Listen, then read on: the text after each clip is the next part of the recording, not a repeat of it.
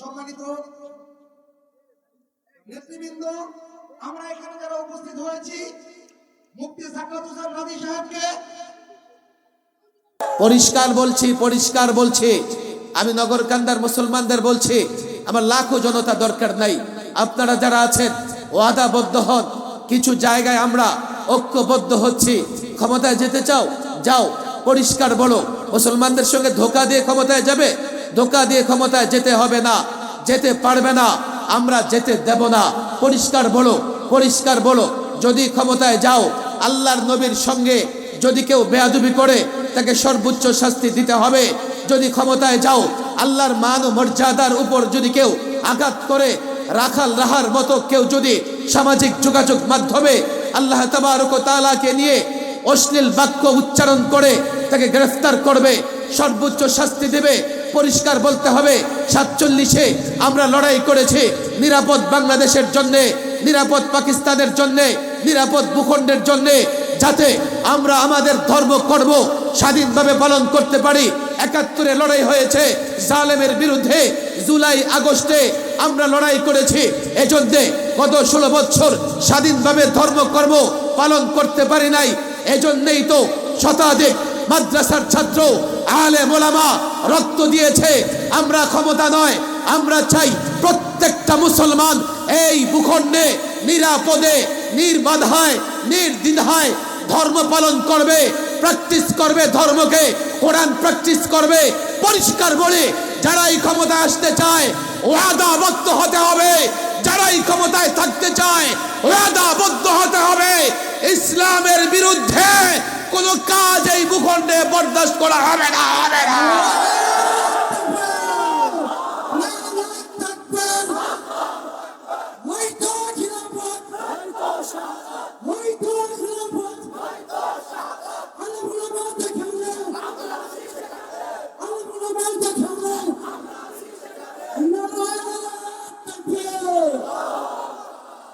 এটা তো নগরকান্দা পৌরসভা, তাই না? নগরকান্দা পৌরসভায় তো 12টার পরেও মাহফিল চলে, আমি যতদূর জানি। চলে কি চলে না? আপনাদের বড় কষ্ট হচ্ছে, বলেন আল্লাহু আকবার। কই ব্যাটারি তো ড্যামেজ হয়ে গেছে। কই না, ব্যাটারি নাই হুজুর, চার্জ শেষ হয়ে গেছে। এসার পরে খাওয়া দাওয়া করে আসেন নাই না? খাওয়া দাওয়ার সুযোগ পান নাই। এত ওলামা ইকরামের আগমন, খাবেন কখন? যে মাহফিলে অনেক বেশি আলোচক থাকে, সেই মাহফিল অনেক রাত পর্যন্ত চালানো যায় না। আমি এলাকার খবর জানি না, আমাদের এলাকার লোকেরা আসার পরে খাওয়া দাওয়া করে মাহফিলে আসে। যেই মাহফিলে লোকেরা আসার পরে খাওয়া দাওয়া করে আসে, সে মাহফিল 1টা পর্যন্ত চালানো যায়। আসার পরে খালি পেটে এসে মাহফিলে বসলে দীর্ঘক্ষণ মাহফিল চালানো যায় না। আমি জানি না আপনাদের এখানে পেঁয়াজের দাম এখন বেশি না কম, এই জন্যই মন খারাপ। আসলটা তো এখন বের হয়ে আসছে। আগে বলবেন না, আপনাদের সঙ্গে আমি একটু শোক পালন করতাম। কেন পেঁয়াজের দাম কমলো কেন? এখন তো ভারত থেকে কিছুই আসে না, তো বাংলাদেশে এই সমস্ত পণ্যের দাম তো বাড়ার কথা। সিন্ডিকেট সিজন, তাতে মন খারাপের কি আছে? এখন সিজনে সংগ্রহ করবেন আর আন সিজনে গিয়ে বিক্রি করবেন। পেঁয়াজ হয় নাই, ওইটা তো আমার ক্ষমতায় নাই। আপনাদের কপালে যা আসে তাই হয়েছে, বেশি থেকে হবে। শুকর আদায় করেন, আল্লাহ আগামীতে বাড়িয়ে দেবেন। কথা ঠিক না বেঠিক? একদিকে রাত অনেক, আরেকদিকে পেঁয়াজের মূল্য কম, আপনাদের আওয়াজ থেকে বের হবে? এরপরেও হিম্মত করে আওয়াজ দিবেন, ভলিউমটা বাড়ায় দিবেন। পারবেন তো ইনশাআল্লাহ? একসঙ্গে তাকবীর দিবেন, আল্লাহু আকবার। কিছুটা ঝাঁজ বাড়ছে, দাম বেড়ে গেছে। আপনারা যত আওয়াজ বাড়াবেন দাম তত দ্রুত বাড়বে, দাম বাড়বে আশা করা যায়। খুব সহজে বর্ডারের ওই পার থেকে পেঁয়াজ আসবে না। এজন্য আবার ইচ্ছা মতো মজুদ করেন না, পাবলিকের প্রয়োজনে ছেড়ে দিয়েন। তাহলে আমরা ঢাকা থেকে বসে বসে আপনাদের ফরিদপুরের পেঁয়াজ খাইতে পারবো। নাহলে দেখা যাবে ফরিদপুরের পেঁয়াজ আর আমাদের নসিবে থাকবে না। পেঁয়াজের দামটা বাংলাদেশে খুব বেশি উঠানামা করে, একেবারে ডবল সেঞ্চুরি, ট্রিপল সেঞ্চুরি পর্যন্ত হয়ে যায়। বাংলাদেশ এমন এক আজীব দেশ, বাড়তে থাকলে আর থামানো যায় না, আর যেটা একবার বেড়ে যায় এটা আর কমে না। যাই হোক, উঁচু আওয়াজে তাকবীর দিব তো আমরা ইনশাআল্লাহ। বলে হুজুর এটা কি ওয়াজ নাকি? এটা তো আমরা নিজেরাই জানি, দিতে পারি। কই দেন না তো। আবার যদি বলে অমুকের সৈনিক, অমুকের জয়, 10 জন যুবক মিলে যখন চিল্লানি দেয় মাটি সহ কাঁপতে থাকে। ঢাকার শহরে আমরা দেখি তো, আরে তুমি যার জয়, যার সৈনিক, গিয়ে দেখো মাটির নিচে তার হাড্ডি পর্যন্ত ধ্বংস হয়ে গেছে। তো তার সৈনিক হয়ে তোমার কি হবে? তার সৈনিক হয়ে তোমার কি লাভ হবে? আমি মাহফিলে গেলে আমার এখন বড় কাজ হচ্ছে মানুষদেরকে স্লোগান দেওয়া। কেন? 16 বৎসর এই বাংলা ওই বাংলা জয়ের স্লোগান দিছে, আবার আমরা যখন তাকবীর দিতে গেছি আমাদের বাধাও দিছে। আমাদের যুবকেরা স্লোগান ভুলে গেছে, এই জন্য আগে ওদের স্লোগান ঠিক করতে হবে। দরকার আছে না নাই? অনেক কথা। এই জন্য আমি আয়োজকদের বলছিলাম, ভাইরে আমার বয়ান 10টার পরে নিও না, একটা মাত্র প্রোগ্রামে যাইতেছি, 9:30 থেকে 10টা আমার দিয়া দিও। এখানে আসি শুনি কজন না 10টায় তো এতক্ষণ শুনছি, এসে শুনি 10:30টায়। মাওলানাকে উঠাইছে দেরি করে, উনি তো বয়ান করবেই। আমাদের যাদের প্রোগ্রাম দেখো, আমাদের টাইম শিডিউলটা আমরা খুব মেনটেন করি, আয়োজকরা যত ঝামেলা করে ফেলে। যাই হোক, তারা নাকি সব কলেজের যুবক 10 জন, 2 জন আছে মাদ্রাসার, নতুন, বুঝে না, কাজ ঠিক মতো করতে পারে না। বিশেষ করে আমাদের এই নগরকান্দার নেতা মাওলানা নুরুল আমিন, নূর অনেক মহব্বত করে, অনেক মহব্বত করে, যার জন্য অনেক কিছু বুঝাইতে পারি না। এবার বলছি তালিম আল্লাহ, তোমার তালিমের জন্য আমি প্রোগ্রামে যাবো ইনশাআল্লাহ। অনেক কষ্ট করছে, শুরু থেকে আমার পিছনে লেগে আছে যাতে এই প্রোগ্রাম কোনোভাবেই মিস না হয়। কিন্তু আমি বড় স্বার্থপর, আমার সঙ্গে যারা কাজ করে না আমি তাদের প্রোগ্রাম রাখতে চাই না। বাঁচবো কয়দিন এইভাবে নিজের গলা ব্যবহার করে? আমি তো পেশাজীবী, কি বলে, পেশায় বক্তা না। আমি এক যুগ ছিলাম 24 ঘন্টার শিক্ষক। এরপরে আন্দোলন সংগ্রাম করছি, আন্দোলন সংগ্রামের প্রয়োজনে এখন মাহফিলেও কথা বলি। আমার টার্গেট কোরআন সুন্নাহ রাষ্ট্রীয়ভাবে প্রতিষ্ঠা করা। সুতরাং আমাকে এই কাজে যারা সহযোগিতা করবে আমি ওদের প্রোগ্রামে যাব। এর বাইরে লক্ষ লক্ষ প্রোগ্রামিং আমার লাভ কি? আমি তো বলি একটা সময় মাহফিল থাকবে, থাকবে না ইসলাম। মাহফিল থাকবে, ইসলামটাই থাকবে না। তো বলেন কি, মাহফিল কি ইসলাম না? আর আমরা যখন জেলে ছিলাম, রহমানী সাহেব একজন জেলে ছিল, তখন তো মাহফিল হয়েছে। সব আলেম যদি জেলে যায়, তারপরে একদল আলেম থাকবে, মাহফিল করবে। যদি তাওহিদি জনতা মাহফিল না করে তো সেকুলাররা টাকা দিয়ে মাহফিল করাবে। ধর্মের নামে লোকদের জমায়েত করা সহজ, ধর্মের নামে লোকদের জমায়েত করবে আর ওনারা গিয়া বক্তৃতা দিবে, রাজনৈতিক বক্তৃতা। আবার আমাদের বলবে কি আমরা নাকি মাহফিলে রাজনীতি করি। আচ্ছা, মাহফিলে রাজনীতি করি, রাজনীতি করে অপরাধ করতেছি, তো তুমি রাজনীতিবিদ একটা মাহফিলের প্রধান অতিথি কেমনে হও? ইমাম সাহেবের বিরুদ্ধে একটা নেককারজনক অভিযোগ আনে সব সময় কিছু মুসল্লি আছে, ইমাম রাজনীতি করে। আচ্ছা, রাজনীতি করা অপরাধ, অপরাধ, তো তুমি মুসল্লি সাহেব কেমনে রাজনীতি করো? মুসল্লি সাহেব রাজনীতি করে না। রাজনৈতিক বক্তৃতা করলে যদি ইমামতি না করা যায়, তো তুমি রাজনীতিবিদ, মসজিদ কমিটির সভাপতি কেমনে হও? অনেক ব্যথার জায়গা আছে ফরিদপুরে আমার ছাত্র জীবন থেকে আসা যাওয়া। কেন? এই ফরিদপুর আল্লামা মুফতি আমিন রহিমাহুল্লাহ যতগুলো ঘাঁটি ছিল, অন্যতম ঘাঁটি ছিল এই ফরিদপুর। অনেক আন্দোলন সংগ্রাম এই ফরিদপুর থেকে হয়েছে। মাওলানা মাসরুর সাহেব এসছেন, মাঝখানে আমাদেরকে একটু বিরহের সাগরে ভাসিয়ে রাখছিলেন বিন্দু দিকে। মাশাআল্লাহ, ভাঙ্গার ওই যে মডেল মসজিদের খতিব এখন আমাদের সঙ্গে ওলামাদের সঙ্গে যুক্ত। এই জন্যই যুক্ত হয়েছেন, আমরা খুশি। বড় কর্মঠ মানুষ, ফাআল মানুষ, সাহসী মানুষ, যে কোনো কাজ সামনে আসে, ভয় পায় না। আমরা যখন আন্দোলন করি, প্রথমের আন্দোলন ছিল কত, 2001-এর আন্দোলন, এরপরে হেফাজতের আন্দোলন, নানা আন্দোলনে জালেম ফেসিবাদের বিরুদ্ধে আন্দোলন করতে গিয়া মার্ডার মামলার আসামি পর্যন্ত হয়েছে। আমাদের এখানে আরেকজন লিয়াকত সাহেব আছেন, আমরা যাকে বলি ইমাম লিয়াকত, আপনারা চেনেন, যারা দীর্ঘ সময় ধরে মুফতি আমিন রহিমাহুল্লাহর সঙ্গে কাজ করেছে, দীর্ঘ সময় ধরে কাজ করেছে। আমি এখন একটা নীতিমালার উপরে চলে এসেও আমি এই সংগঠনের নেতাদের একজন, এই মাওলানা যাত্রাবাড়ি মাদ্রাসায় পড়ে, মাওলানা মানে মাজাজে মায়াউল মাওলানা হয়ে যাবে, এবার মেশকাত, আগামীতে দাওরায়ে হাদিস। আমি তাকে বলছি, দেখো, যদি আমাকে মোহাব্বত করে আমার সঙ্গে কাজ করতে হবে, আমি এমন কোন ডোল তবলা না আমাকে বাজায় ছেড়া দিবা। আমি পরিষ্কার বলি এই কথা আমার সম্পর্কে, কারণ মেজাজ যদি শুদ্ধ না হয়, বিশুদ্ধ না হয়, কারো চিন্তা যদি শুদ্ধ বিশুদ্ধ না হয়, তোমাকে সেলুট, তোমাকে সালাম, তুমি তোমার পথে চলো।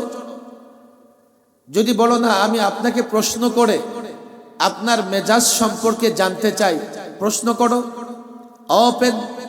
আমি আমার মিশন, আমি আমার ভীষণ, আমি আকাবেরদের চিন্তা চেতনাকে ফলো করি, আমি আকাবেরদের কর্মপন্থাকে ফলো করি। যদি আকাবেরদের কর্মপন্থা বুঝে না আসে, আমারটা তোমার বুঝতে চাও, আমিও জবাব দিতে চাই। এবং আমি কি চাই, আমার কি টার্গেট, আমি ওপেন। হাজারো মাহফিলে বলে আসছি, টেলিভিশন মিডিয়ায় বলতেছি, লেখনির মধ্যে বলতেছি, তারপরে নগরকান্দার ওলামা ছাত্রদের বলবো, কোন বিষয়ে জানবার চাইলে জেনে নিতে পারো। শুধুমাত্র মোহাব্বত করা আর কাজে সহযোগিতা না করা, এটা কখনোই প্রকৃত মোহাব্বত হতে পারে। আমি কথা দীর্ঘ করব না, যেহেতু নগরকান্দা আমি, আমার মনে হয় এবার প্রথম আসছি। আমি আপনাদের কাছ থেকে 3টা সমঝোতা চুক্তি স্বাক্ষর করে যেতে চাই আজকে। 3টা ওয়াদা নিয়ে যাব। আপনাদের আর আমাদের মধ্যে সমঝোতার দরকার আছে না নাই? আমি একেবারে সামনে যারা দাঁড়ায় আছে ছাত্ররা, সম্ভবত তোমরা বসো, না হলে গো, কম্বলই করো। আমি কথা খুব সিরিয়াসলি বলি, কম্বল গরম করো, যাও। আর যদি মন চায় মাহফিলে বসো। লাখো লোকের জমায়েত দরকার নাই, ইমানি বলে বলিয়ান 313 জন হইলেই যথেষ্ট। আমরা দেখছি, অনেক দেখছি, একজন মুফতি আমিনীকেও দেখছি, আবার লাখো জনতাকেও দেখছি। লাখো শাইখুল হাদিসকে দেখছি, একজন মুফতি আমিনীকে দেখছি। লাখো মুফতিকে দেখছি, একজন মুফতি আমিনীকে দেখছি। লাখো বড় আলেমকে দেখছি, একজন মুফতি আমিনীকে দেখছি। লাখো আলেমকে নতজানু হতে দেখেছি, একজন মুফতি আমিনী মাথা নত করে নাই। আমাদের চোখের সামনে এগুলো দেখা। 3টা সমঝোতা আমি থানা পর্যায়ে, জেলা পর্যায়ে বক্তৃতা করলে থানা এবং জেলা পর্যায়ের সাধারণ মানুষের সঙ্গে 3টা সমঝোতা চুক্তি করি। আজকে এটা যদি করি আপনাদের কষ্ট হবে না তো? শেষবারের মতো দাওয়াত দিচ্ছেন মনে করেন, আর আমিও শেষবারের মতো বয়ান করতেছি। এমনিও মরে গেলে আগামী বছর শেষবারই হবে।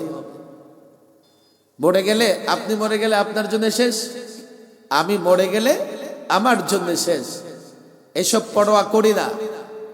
তবে আমি আমার ব্যথার জায়গা থেকে, এ মাওলানা রহমানী সাহেব বলে গেছেন জেলখানায় সাক্ষাৎ হয়েছে, আমি সেই 11 থেকে জেলখাটা শুরু করছি। মুফতি আমিন রহিমাহুল্লাহ ছিলেন, 11তে খাটলাম, 13, 14 শাপলা চত্বরের ট্রাজেডির পরে আবার এবার 21-এ এসে সবার আগে আমারে বললাম, আমারে সবার আগে কেন, আর কেউ দেখেন না? আপনার মুখটা আগে বন্ধ করা লাগবে। আপনি বাইরে থাকলে আমাদের জন্য ঝামেলা। চলেন সরকারি মেহমানখানায় চলেন, 2.5 বছর মেহমানখানায়, আবার 2.5 মাস বিশেষ মেহমানখানা। ঘুরে ঘুরে ঘুরে ঘুরে রিমান্ড, জুলুম এবং টর্চার। ফেসিবাদের পতন কেন হয়েছে? আন্দোলন মাত্র উসিলা। তারা সবচাইতে বেশি জুলুম করেছে উলামাদের উপরে। আমরা আন্দোলন সংগ্রাম করি, আমাদের কে না চিনে বাংলাদেশে? আমাদের সঙ্গে তারা যে আচরণ করেছে, একজন অচেনা যুবককে ধরে তার সঙ্গে কি আচরণ করবে? হয়েছেও তাই। হেফজখানার ছাত্র পর্যন্ত বছরের পর বছর ধরে তারা ওই হাই সিকিউরিটি ফাঁসির সেলে আটকে রেখেছে। জুলুম অনেক হয়েছে, আমরাও নীরবে জুলুম সহ্য করেছি। পতন হয়েছে, ওলামাদের উপর জুলুম করেছে, আল্লাহ তাদের উপর গজব ঢেলে দিয়েছে। আল্লাহর গজবে তাদের পতন হয়েছে। কথা ঠিক না বেঠিক? আমার কথা একটু এদিক সেদিক হয়ে যাবে, সময় যেহেতু হাতে কম, আমি সব বিষয়ে পূর্ণ কথা বলতে পারবো না। 16 বছর একদল জুলুম করেছে, আগামীতে এসে কেউ জুলুম করবে না, কোনো গ্যারান্টি আছে? যে কেউ জুলুম করতে পারে। তবে তাদেরকেও মনে করে দিতে চাই, অতীতে আলেমদের উপর জুলুম করছে, তাদের পরিণতি ফেরাউনের পরিণতি হয়েছে। ভবিষ্যতেও যারা আলেমদের উপর জুলুম করবে তাদের পরিণতিও একই হবে। আমাদের একটু কষ্ট হয়েছে জেলখানায় থাকতে, তবে ওলামায়ে কেরাম জেলখানাকে ইবাদতখানা বানিয়েছিল। ইবাদতখানা, আলেমদের জন্য সেটা জেলখানা ছিল না। ওরা মনে করেছে জেলে ভরে মানুষ থেকে আলেমদের বিচ্ছিন্ন করবে। বিচ্ছিন্ন করতে পারে নাই। 4 লক্ষ মসজিদে এই মুসল্লিরা ইমামের চেহারা দেখে দেখে বুঝে গেছে ইমাম কষ্টে আছে, কেননা আলেমরা জেলে আসে। কোন মসজিদে ইমাম সাহেব চোখের পানি দিয়ে দোয়া করছে, শব্দ খুলে মুখ খুলে দোয়া করতে পারে নাই। কেউ বাংলায়, কেউ উর্দুতে, কেউ আরবিতে, কিন্তু লোকেরা বুঝে গেছে ইমাম সাহেব, খতিব সাহেব আলেমদের জন্য দোয়া করতেছে। কথা ঠিক না বেঠিক?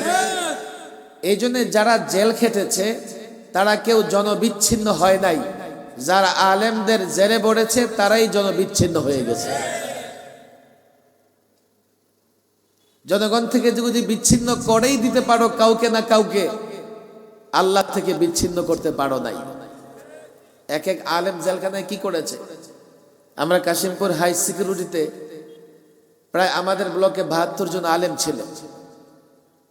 রাত 2টা 3টার পরে এক এক কামরা থেকে কান্নার আওয়াজ আসতো। কান্না কান্না। কেউ দাঁড়ায় কেরাত পড়তেছে, কান্না করতেছে, কেউ রুকুতে গিয়ে কান্না করতেছে, কেউ সেজদায় পড়ে কান্না করতেছে। আল্লাহ থেকে আলেমকে বিচ্ছিন্ন করা যায় নাই। এখন আপনাদের সঙ্গে যদি আলেমদের সমঝোতা না হয়, চুক্তি না হয়, আপনি আপনার নেতার মহব্বতে, আপনার দলের মহব্বতে কাল আবার আলেমদের উপর বাড়াবাড়ি করবেন।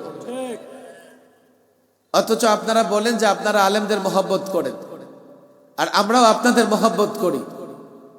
যদি কোনো মানুষ, সাধারণ মানুষ আলেমের বাইরে গিয়ে ইসলামের উপর চলতে চায়, সে কোরআন পড়তে পারে না বিশুদ্ধভাবে, হাদিস কি জিনিস বুঝে না, ইসলামের পথে চলতে পারবে না, ইসলামের নামে সে শয়তানের পথে চলতে থাকবে। সাধারণ মানুষের ঈমান হেফাজত করতে হলে আলেমের দরকার আছে না নাই? আবার আলেম হেদায়েত দিবে, দ্বীনের বয়ান দিবে, এর জন্য সাধারণ মানুষের সঙ্গে সম্পর্কের দরকার আছে না নাই? এই সম্পর্ক ঠিক রাখতে হবে না ভাঙতে হবে? এই সম্পর্ক ঠিক রাখতে হলে আর আপনাদের আর আমাদের মধ্যে সমঝোতা দরকার। আমি আজকে বয়ান করব না, একটু খেয়াল করে শুনবেন। আজকে আমি আপনাদের সঙ্গে সমঝোতা করে যাই, ভবিষ্যতে এসে বয়ান করব। আজকে সমঝোতা যারা মেনে নেবে, যারা সমঝোতা অটুট রাখবে, ভবিষ্যতে আমাদের সঙ্গে তাদের সম্পর্ক থাকবে, আমাদের প্রোগ্রামে আসবে, আমাদের সহযোগী হবে। বলে হুজুর বলেন বলেন, কি বিষয়ে সমঝোতা করতে চান, সমঝোতা চুক্তি করতে চান, কি বিষয়ে আমাদের কাছ থেকে ওয়াদা নিতে চান। সমঝোতার কমন কিছু জায়গা আছে, আমার দিকে লক্ষ্য করেন, আমার দিকে আপনারা একটু ভালো করে তাকান। আমরা ওলামায়ে কেরাম, মাদ্রাসার ছাত্ররা দুনিয়ার কল্যাণ, আখিরাতের কল্যাণ, উভয় জগতের কল্যাণ চায়। কথা ঠিক না বেঠিক? সাধারণ মানুষ যারা, তারাও তো দুনিয়া আখিরাতের কল্যাণ চায়। চায় কি চায় না? আপনারা কি বলেন, দুনিয়া আখিরাতের কল্যাণ চান না? আপনাদের কষ্ট হচ্ছে? একটু ভালো করে বলেন তো, কষ্ট হয় না তো? থাকবেন আধা ঘন্টা? অবশ্যই আধা ঘন্টা পরে আধা ঘন্টা? ওদের আধা ঘন্টা তো শেষ হয়ে গেছে, আপনি আবার আধা ঘন্টা জপতেছেন। কেউ কেউ তো সারা রাতি চলে। জি ইনশাআল্লাহ চলবে। চলবে ইনশাআল্লাহ। চলবে ইনশাআল্লাহ। আমি কিন্তু 3টা প্রোগ্রাম করি, ফরিদপুর আসলেও 3টা করি, আর আজকে কেবল একটা প্রোগ্রাম আমার। 12টা পর্যন্ত চললে আমার কোনো সমস্যা নাই। আপনাদের দিয়ে আজকে বয়ান শুরু করছি। যারা আছে ইনশাআল্লাহ থাকবে। থাকবেন ইনশাআল্লাহ? কেন যে ভরসা হয় না। পেঁয়াজের দামটা চাঙ্গা থাকলে একটু মনটাও ভালো থাকতো। তাহলে দোয়া করে দিব এখন না, পেঁয়াজের জন্য। তাহলে বসতে হবে।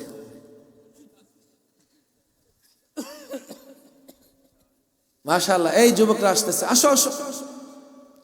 এখনো কিছু মাঠে ঘুরতেছে, দেখেন কেন আইছে আল্লাহ জানে। ওই ফরিদপুরের যুবকেরা, বসো বসো। নগর কান্দা, কি নাম এটার? নগরের আবার কান্দা থাকে? মাশাআল্লাহ, আসো। নগর কান্দায় তো অনেক আলেম ওলামা। আমি যদ্দূর জানি শহরে মনে হয় একটু কম না? শহরেই বেশি। আচ্ছা, মাঠে মাদ্রাসায় পড়ুয়া কারা আছেন দেখি তো? ও, মাদ্রাসায় পড়ুয়াই তো বেশি, হাত নামান। স্কুল কলেজের ছাত্র কারা? মাশাআল্লাহ, হাত নামান। আমাদের সাধারণ মুসল্লি ভাইয়েরা হাত উঠান দেখি। মাশাআল্লাহ, মনে হয় সমঝোতা করলে কাজে লাগবে, অন্তত পেঁয়াজের দামটা বাড়বে না। যদি আমরা আপনারা সবাই দুনিয়া এবং আখিরাতের কল্যাণ চাই, তা আমাদের মধ্যে মিল না অমিল? মিল না অমিল? তাহলে দুইজনে যদি কোনো বিষয়ে মিলে যায়, সমঝোতা হয়, চুক্তি হয়, হয় কি হয় না? কথা ফাইনাল তো? কোনো সমস্যা নাই। আমরা আপনারা উভয়ে দুনিয়া এবং আখিরাতের কল্যাণ চাই। কথা ঠিক না ভাই? দুই দুই দুনিয়া আখিরাতের কল্যাণ আসবে কোন পথে? এখানে স্কুল কলেজের ছেলেরা আসছে, রাজনৈতিক দলের নেতা কর্মীরাও থাকতে পারে। কেউ বলবে হুজুর ডেমোক্রেসি, গণতন্ত্র হলে দেশ উন্নয়নের মহাসড়কে চলতে থাকবে। এমন লোকজন আছে না নাই? সারাক্ষণ গণতন্ত্র বলতে বলতে মুখে ফনা তুলে ফেলতেছে। আরেক দল বলবেন না না না, ডেমোক্রেসি না, শুধু ডেমোক্রেসি হবে না, সেকুলারিজম লাগবে, ধর্ম নিরপেক্ষতাবাদ লাগবে। ধর্ম নিরপেক্ষতার জন্য জীবন দিতে প্রস্তুত এমন লোকজন বাংলাদেশে আছে। আছে না নাই? বলো সেকুলারিজম হুজুর নিয়ে আসেন। দেখেন না, ইউরোপ যখন থেকে সেকুলারিজম এসছে, শিল্প বিপ্লব হয়ে গেছে। ইউরোপ কোথায় চলে গেছে? আর আমরা ধর্ম নিয়ে বাড়াবাড়ি করে ধর্মের পেছনে দৌড়াইয়া দেশটারে গোল্লায় নিয়ে যাচ্ছি, এমন কথা বলে আসে না নাই? কেউ বলবেন না না হুজুর সোশ্যালিজম লাগবে, হাতুড়ি কাঁচি মার্কা লাগবে। আছে না নাই? কমিউনিস্ট হাতুড়ি কাঁচি মার্কা দিয়ে সমাজতন্ত্রের মতাদর্শনী রাজনীতি করে। হুজুর কেউ খাবে কেউ খাবে না, আমরা সবাইকে যখন সমান অধিকার দিব, রাষ্ট্রে শান্তি চলে আসবে, হাতুড়ি কাঁচি মার্কায় ভোট দেন, সব ঠিক হয়ে যাবে। কেউ বলে না না না, ন্যাশনালিজম লাগবে, জাতীয়তাবাদ, এগুলো ছাড়া দেশে শান্তি আসবে না, এই পথ ধরে দেশে শান্তি আসবে। কিন্তু আমাদের মৌলবীদের কি হইছে? আমরা বলি না, কিচ্ছুতে শান্তি আসবে না। ১৫০০ বছর আগে যে ইসলাম এসছে, ইসলামের পথে শান্তি আসবে। কথা ঠিক না বেঠে? একমত? সমঝোতা হতে পারে? হবে তো ইনশাআল্লাহ। আমরা মনে করি ইসলাম ছাড়া শান্তি আসবে। তাহলে শান্তি আসবে ইসলামের পথে। কার পথে? আমার শিক্ষিত ভাইরা বলবে, হুজুর আপনি তো দেখি ধর্মান্ধ। আবার একদল বলবে, হুজুর আপনি না সেকুলারিস্ট, আপনি না ডেমোক্রেসি মানেন। আমার কিছু কর্মসূচি যখন মিলে যায় ডেমোক্রেসিওয়ালাদের সাথে, যেমন আমি নির্বাচন করি, নির্বাচন ডেমোক্রেসির প্রবেশদ্বার। আমি লং মার্চ করি, আন্দোলন সংগ্রাম করি, এগুলো ডেমোক্রেসিওয়ালাদের কর্মসূচি। এজন্য কেউ মনে করতে পারে আমরা তো আপনার গণতান্ত্রিক মনা ভাবতেছিলাম। গণতন্ত্রী কোন ইসলামী রাজনৈতিক সংগঠন গণতন্ত্র প্রতিষ্ঠার জন্য রাজনীতি করে না। সবার গঠনতন্ত্রে স্পষ্ট। যেই কর্মসূচির গুলো কথা বলছো, এই কর্মসূচি তাদেরও কর্মসূচি, আমাদের হতে পারে কোনো কোনো বিষয় তাদের সঙ্গে আমার মিলে যেতে পারে, তবে সেই কর্মসূচি ভিত্তিক কাজও আমরা করি না। জাতির প্রয়োজনে মাঝে মধ্যে এই কর্মসূচিগুলো পালন করা লাগে। বুঝবার চেষ্টা করেন। যারা ডেমোক্রেসি, সেকুলারিজম, ন্যাশনালিজম, সোশ্যালিজম মানে তারা বলবে, সাগর সাহেব আপনিও দেখি ধর্মান্ধ, চোখে দেখেন না এসব তন্ত্র মন্ত্র দিয়ে পৃথিবী কোথায় চলে গেছে। আপনি মনে হয় সাম্প্রদায়িক, আপনি মনে হয় ব্যাকডেটেড, আপনার ডেট শেষ, আপনি জঙ্গিবাদী, আপনি উগ্রবাদী। এমন বকাও আমাদের কেউ কেউ দেয়। দেয় কি দেয় না? আপনাদের হাতে পায়ে ধরে বলি, আমার কথা একটু শোনেন। ডেমোক্রেসির সমালোচনাকারী কি আমি প্রথম ব্যক্তি? যারা স্কুল কলেজে পড়ছো, তোমাদের রাষ্ট্রবিজ্ঞান বইটা এনে ওদের দেখায় দাও। ডেমোক্রেসির সুফল, ডেমোক্রেসির কুফল নিয়ে রাষ্ট্রবিজ্ঞানের বইয়ে বিতর্ক আছে। আছে না নাই? কলেজের ছেলেরা বলো আছে না নাই?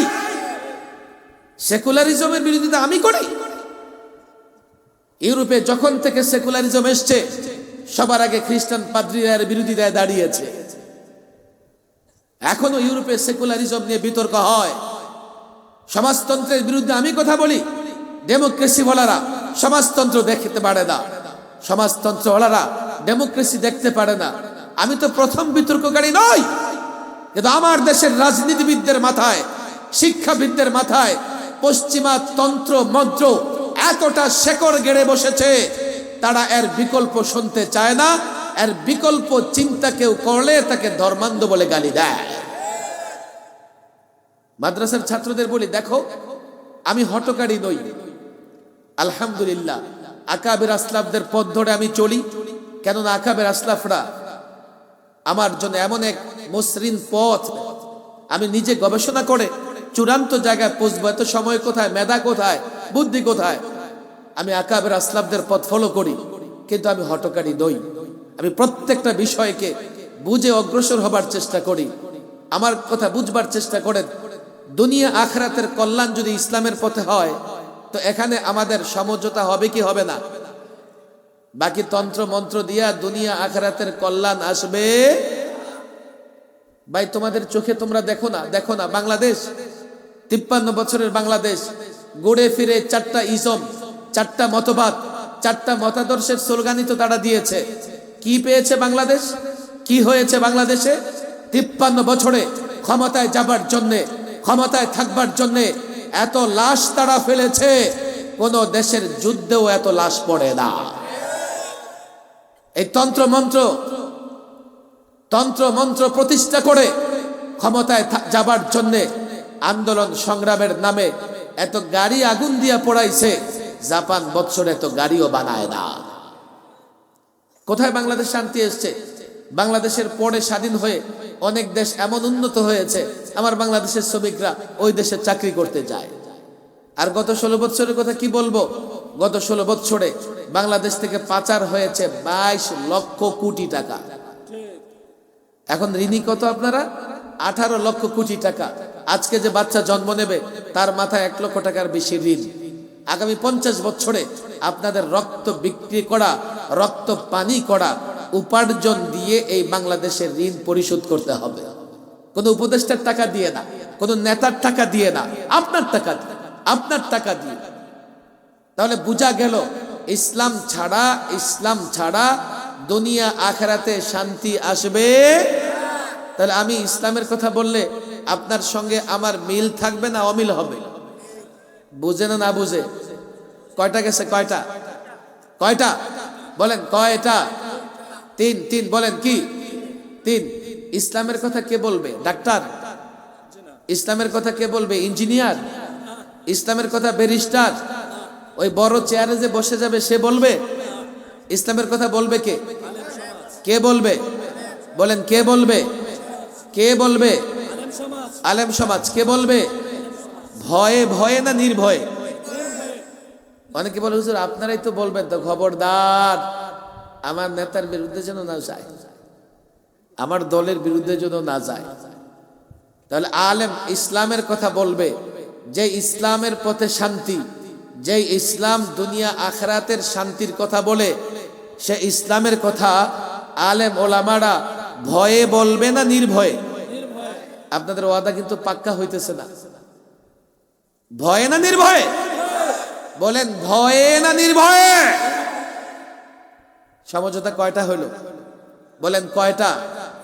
আমার স্কুল কলেজের ছেলেরা বলবে হুজুর আপনাদের মধ্যে তো ঝামেলা আছে।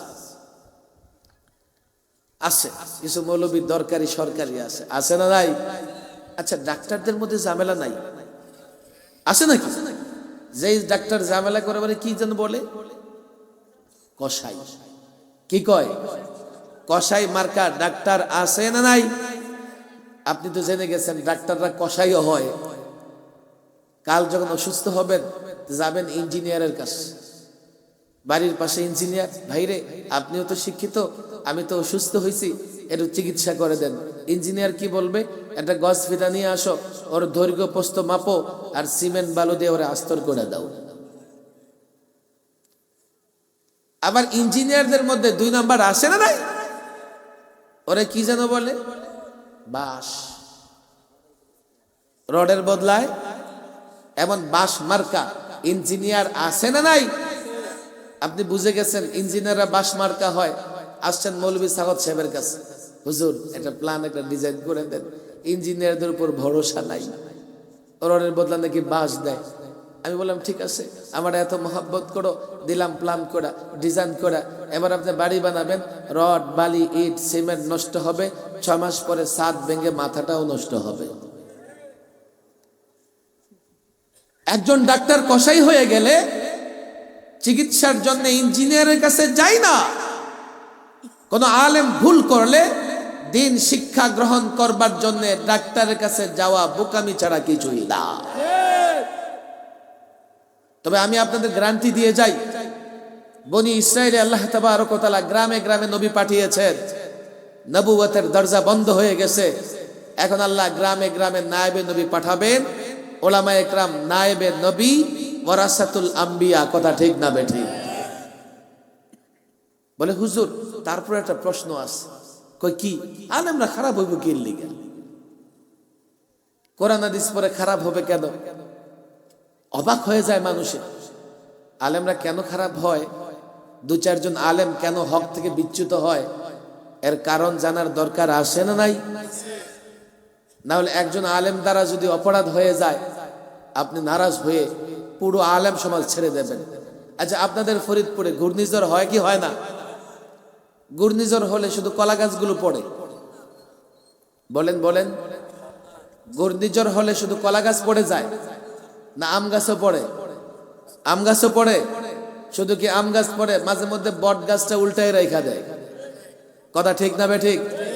এবার বুঝেন, কোন এলাকায় যদি মাদকতা ব্যাপক হয়, ব্যাপকভাবে লোকেরা মাদক খাইতে থাকে, ওই এলাকায় হাজী সাহেবের ছেলেও একটু মাদক খায়, প্রাইমারি স্কুলের বাচ্চাও মাদক গ্রহণ করে, ইয়াবা খায়, কথা ঠিক না বেঠিক? এবার বুঝেন, কোন সমাজে যদি অন্যায় বেশি হতে থাকে, ওই অন্যায় ব্যাপক হওয়ার কারণে কোন কোন মৌলভী সাহেবও সে অন্যায়ে লিপ্ত হয়ে যেতে পারেন। মৌলভী সাহেব মাসুম না, অবাক হওয়ার কিছু কারণ নাই। তবে জামাতে উলামা, সব আলেমরা কখনো হক থেকে বিচ্যুত হবে যদি আলেমদের অনুসরণ করেন, আলেমরা ইসলামের পথে নিয়ে যাবে। তাহলে 3টা সমঝোতা মনে থাকবে তো? এক, আমরা সকলে দুনিয়া আখিরাতের কল্যাণ চাই কি চাই না? তাড়াতাড়ি বলেন, চাই কি চাই না? এই দুনিয়া আখিরাতের কল্যাণ কোন পথে আসবে? কোন পথে? কোন পথে? ইসলামের কথা বলবে কারা? আলেমরা কারা বলবে? আলেমরা যদি ইসলামের কথা বলে আলেমদের মুখ চেপে ধরবেন? দলের বিরুদ্ধে গেলে মুখ চেপে ধরবেন? নেতার বিরুদ্ধে গেলে মুখ চেপে ধরবেন? মাহফিল বন্ধ করে দেবেন? ইমামতি খেয়ে ফেলবেন? না আলেমদের বলবেন আপনি তো ইসলামের কথা বলবেন, বলেন, আমি পারলে যতটুকু পারি মানবো, আর না মানলে আপনার টুটি চেপে ধরবো না। এই সাহস আছে বলতে পারবেন? পারবেন বলতে আলেমদেরকে? না ইমাম সাহেব পর্দার ওয়াজ করছে, পরদিন তার চাকরি নট। কি হয়েছে? মসজিদ কমিটির লোকেরা বলতেছে হুজুর সবার সামনে আমাদের বেইজ্জতি করলেন। আমি বেইজ্জতি করলাম কেমনে? আপনি পর্দার ওয়াজ করছেন, আর সবাই তো জানে আমাদের পরিবার পর্দা করে না, দিলেন তো আমাদের নাক কান কাইটা। ইমাম সাহেবদেরকে পূর্ণাঙ্গ ইসলামের কথা বলার সুযোগ দিবেন তো ইনশাআল্লাহ। লাস্ট আহ্বান হযরত হাফিজ হুজুর রাহিমাহুল্লাহ 32 বছর আগে খেলাফত প্রতিষ্ঠার ডাক দিয়ে গিয়েছিলেন, আর জাতির রাজনীতিবিদদের বলেছিলেন তওবা করো, তওবা করো, তওবা করো, তোমরা অন্যায় করেছো। খলিফা হিসেবে, আল্লাহর খলিফা হিসেবে এই জমিনে আল্লাহর বিধান বাস্তবায়ন না করে তোমরা করেছো পশ্চিমাদের তন্ত্র মর্ত বাস্তবায়ন। 32 বছর আগে যদি হাফিজ হুজুরের ডাকে এই রাজনীতিবিদরা তওবা করত, এই 32 বছরে লাখো লাশ পড়তো না। এখন দেশ গৃহযুদ্ধের দিকে যাইতেছে, কথা ঠিক না বেঠিক? হযরত হাফিজ হুজুর 32 বছর আগে খেলাফত প্রতিষ্ঠার যে কাজ শুরু করে গেছিলেন, যেই কাজ আল্লামা মুফতি আমিন রাহিমাহুল্লাহ করেছেন, আমি অধম, আমরা নিরীহ কিছু মানুষ আবার খেলাফত প্রতিষ্ঠার সেই স্বপ্ন দেখতেছি। যদি আপনাদের সহযোগিতা চাই খেলাফত প্রতিষ্ঠার আন্দোলন সংগ্রামে, সহযোগিতা করবেন তো ইনশাআল্লাহ? ইনশাআল্লাহ হাত তোলেন লম্বা করে, লম্বা করে। সহযোগিতা করবেন ইনশাআল্লাহ? হাত নামায়েন না। শুধু কি আমরা ফরিদপুর আসবো, না আপনারাও একটু ঢাকা ঢোকা যাবেন? শুধু আমারে দাওয়াত দিবেন না আপনারাও দাওয়াত নিবেন? হুজুর তাহলে ঠিক আছে, সব গিয়ে আপনার বাসায় ঢুকুম। এত মানুষ আমার বাসায় কেন, আমার এলাকায় জায়গা হবে না। তবে আপনারা মেহমান বেশি, আপনাদের দাওয়াত থাকবে সরোয়ার্দী ময়দানে, ইনশাআল্লাহ আপনাদের দাওয়াত থাকবে শাপলা চত্বরে, আপনাদের দাওয়াত থাকবে পল্টনের ময়দানে। আমি আপনাদের কাছে, দেখেন হাত নামায়েন না, একটু কষ্ট করে উঠায় রাখেন। যদি আমিও পারতাম গত 16 বছরে টুকটাক আপোষ করে রাজকীয় জীবন যাপন করতে, আপোষ না করে এই ছাত্র জনতা আমার গাদ্দার বলবে, এই ছাত্র জনতা দালাল বলবে, এই ছাত্র জনতা বলবে আমাদের আন্দোলন সংগ্রামের পথ উনি নষ্ট করে দিছে। শুধু দ্বীনের জান্ডাকে উঁচু করে আলেম ওলামাদের সামনে রাখবো বলেই জুলুম সহ্য করেছি, মাথা নত করি নাই। এখন সময় এসছে, পরিষ্কার খেলাফত প্রতিষ্ঠার ঘোষণা দিচ্ছি। যদি আমাদেরকে সহযোগিতা না করেন আল্লাহর কাছে জবাব দিতে পারবেন না। করবেন তো ইনশাআল্লাহ সহযোগিতা? আগামী একটা বছর বড় কঠিন বছর। যদি 1 বছরের সিদ্ধান্ত না নিতে পারেন, আবার 20 বছরের জন্য ফেসিবাদ চলে আসবে। যদি ওলামাদের সঙ্গ দেন, ওলামা একরাম ঐক্যবদ্ধভাবে চেষ্টা করতেছে বাংলাদেশে যেন আর কোনো ফেসিবাদ না আসতে পারে। যারাই ক্ষমতায় আসবে, যারাই রাষ্ট্র চালাবে, তারা ইসলামের কথা বলে আল্লাহর নবীর দুশমনদের বিরুদ্ধে শাস্তি প্রণয়ন করবে, শাস্তি দেবার আইন করবে। এই ওয়াদা করা ছাড়া কোনো দলকে ক্ষমতায় আসতে দেওয়া হবে না। পরিষ্কার বলছি, পরিষ্কার বলছি। আমি নগরকান্দার মুসলমানদের বলছি, আমার লাখো জনতা দরকার নাই। আপনারা যারা আছেন ওয়াদাবদ্ধ হন। কিছু জায়গায় আমরা ঐক্যবদ্ধ হচ্ছি। ক্ষমতায় যেতে চাও, যাও, পরিষ্কার বলো। মুসলমানদের সঙ্গে ধোঁকা দিয়ে ক্ষমতায় যাবে? ধোঁকা দিয়ে ক্ষমতায় যেতে হবে না, যেতে পারবে না, আমরা যেতে দেব না। পরিষ্কার বলো, পরিষ্কার বলো। যদি ক্ষমতায় যাও, আল্লাহর নবীর সঙ্গে যদি কেউ বেয়াদবি করে তাকে সর্বোচ্চ শাস্তি দিতে হবে। যদি ক্ষমতায় যাও, আল্লাহর মান ও মর্যাদার উপর যদি কেউ আঘাত করে, রাখাল রাহার মতো কেউ যদি সামাজিক যোগাযোগ মাধ্যমে আল্লাহ তাবারক ওয়া তাআলাকে নিয়ে অশ্লীল বাক্য উচ্চারণ করে তাকে গ্রেফতার করবে, সর্বোচ্চ শাস্তি দেবে। পরিষ্কার বলতে হবে, 47-এ আমরা লড়াই করেছি নিরাপদ বাংলাদেশের জন্যে, নিরাপদ পাকিস্তানের জন্যে, নিরাপদ ভূখণ্ডের জন্যে, যাতে আমরা আমাদের ধর্ম কর্ম স্বাধীনভাবে পালন করতে পারি। 71-এ লড়াই হয়েছে জালেমের বিরুদ্ধে, জুলাই আগস্টে আমরা লড়াই করেছি। এজন্য গত 16 বছর স্বাধীনভাবে ধর্মকর্ম পালন করতে পারি নাই। এজন্যই তো শতাধিক মাদ্রাসার ছাত্র আলেম ওলামা রক্ত দিয়েছে। আমরা ক্ষমতা নয়, আমরা চাই প্রত্যেকটা মুসলমান এই ভূখণ্ডে নিরাপদে নির্বাধায় নির্দ্বিধায় ধর্ম পালন করবে, প্র্যাকটিস করবে, ধর্মকে কোরআন প্র্যাকটিস করবে। পরিষ্কার বলে যারাই ক্ষমতা আসতে চায় ওয়াদাবদ্ধ হতে হবে, যারাই ক্ষমতায় থাকতে চায় ওয়াদাবদ্ধ হতে হবে। ইসলামের বিরুদ্ধে কোন কাজ এই ভূখণ্ডে বরদাস্ত করা হবে না, হবে না।